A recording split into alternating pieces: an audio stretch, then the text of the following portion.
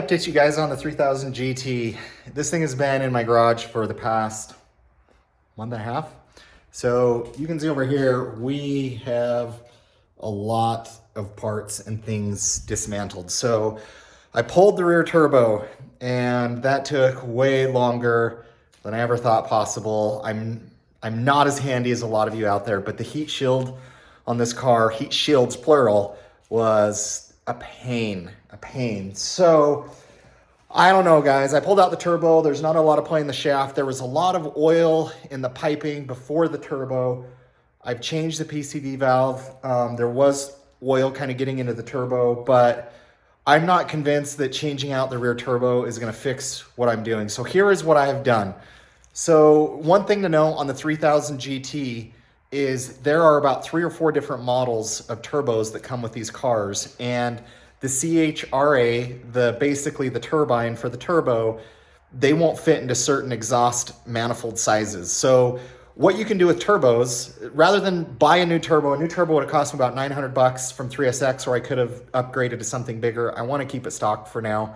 But what you can do is you can replace the cartridge for a fraction of the price. So what I did is I ordered a used set of turbos, and then I ordered a CHRA from 3SX. The problem is they were on back order. They had no idea when they got them.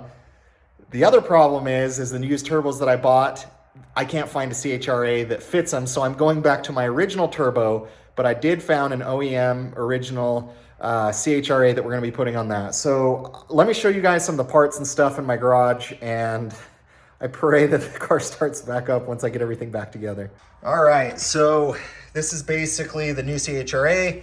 This time, and this little guy was a pain in the butt, so I don't have my snap ring on it yet, but this bolt is now gonna be at the top because it was all the way down at the bottom where you couldn't reach it, and it was a nightmare to try and get to, so I couldn't take off the CHRA by itself. I had to take out the whole turbo and everything. This is my old turbo that was in there, and honestly, it really wasn't that dirty compared to this one that I bought from this guy or whoever he is. This one was all like oil all over the place, had 70,000 miles on it. I think this would have probably spit more oil than my car did, because this turbine, just the insides of it, the CHRA right there, it looks so much dirtier than mine. So now I have a whole bunch of used turbos, but it's all good because if I decide to fix and change out the front turbo, I at least have some options that I can work with. So anyways, I've started to kind of assemble this so I can put it back on. But you can see over here, ignore my mess. I got bolts, parts everywhere. Ignore these. These are from the extras that I bought from the dude. But I kind of have a method to my madness on bolts. I should have put them in bags. I should have labeled them. I am quite confident I know where everything else goes except for a couple washers.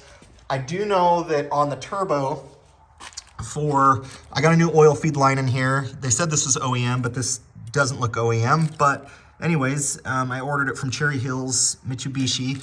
But down there, you can see right there, there's a bolt that goes into there. I know I need to put a washer on the inside and outside of that, as well as for the other side as well. So I have an idea where all the washers go. There's just a couple washers and I'm not sure where they completely go, but we'll find out if we've totally messed up. But I do have a rhyme and a reason to some of my madness and to some of these parts, but I don't think I'm gonna film all this, guys. But you know, obviously I have all of my intake hoses, just everything. I cleaned these out the best I could. I am gonna remove these probably again whenever I can run the car. And if there's oil in here, then I'm gonna have to look at another PCV valve. But I ordered this PCV from 3SX and it's supposed to be OEM. I know there's issues with some of the naturally aspirated ones that can blow back. So we're gonna play around with that. I do need to get new hosing for here because this was starting to crack, and this as well. So after this, I'm gonna order all new hoses for this, see if that does anything. But I honestly am not convinced, guys, that I've solved my problems. I hope I'm wrong, but I'm not convinced. And I've degreased the car the best I could. There's still a couple leaks where I don't know entirely where they're coming from, but I've got it cleaned pretty well. And now I'm hoping that once I get it back together, I can do just a quick run with it around the block and be able to determine where everything's going.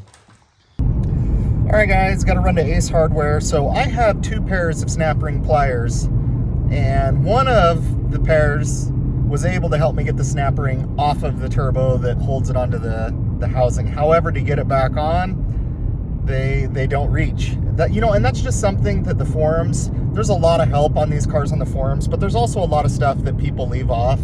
You know, a lot of people I've heard kind of make their own tools where they take some 90-degree needle nose pliers and kind of sand them down. That's awesome. I don't have that skill set to make some of my own tools, so I'm heading to Ace Hardware. It's closest to me. The problem when it comes to snap ring pliers is you can't find like really a lot bigger snap ring pliers. Like a 6-inch set of snap ring pliers is not gonna cut it for this. You need at least 9 inches and bigger. And so anyways, delayed for right now, but I don't know. This guy ahead of me, his windshield is completely gone, his tail light's gone. He's got like some garbage sacks. I don't know what he's got going on for his back window. All right, so we're gonna make our own tool.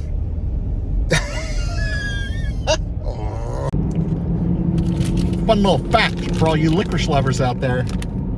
The Australians make damn good licorice.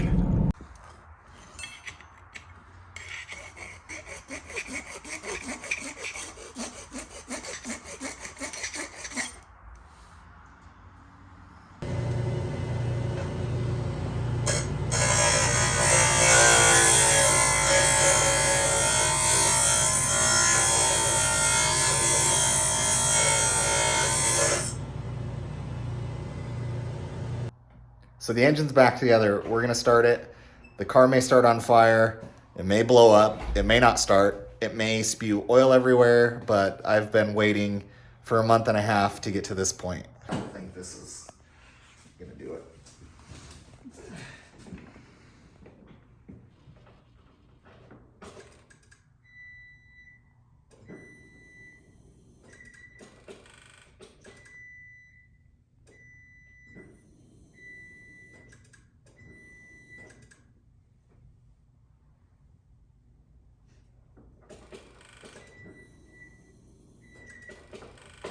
Maybe it is the battery. No. Why would it be? The battery's been unplugged. 55,000, 25. Give it a little time to juice her up.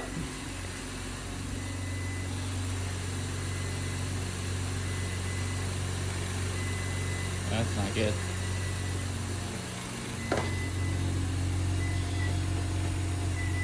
I'm going to give away this car for free and give somebody a pack of gum. Piece of shit. Okay. It's not plugged in. Ah. I don't want to talk about it.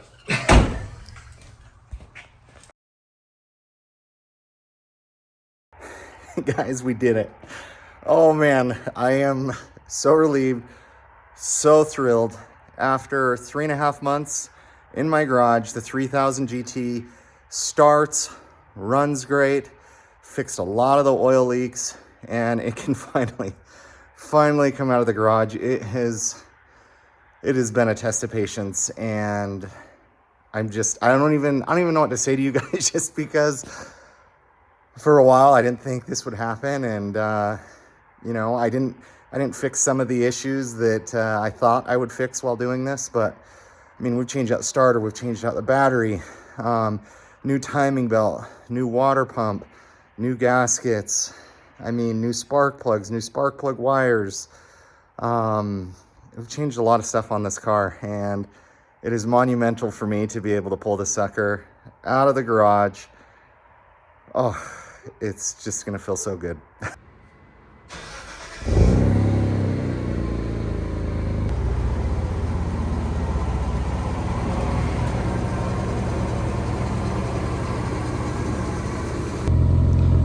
Okay, that's the car after I've driven it down to the gas station, let it warmed up.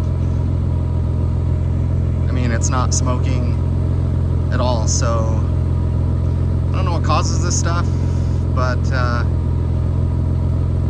mean, the car idles great, it runs great.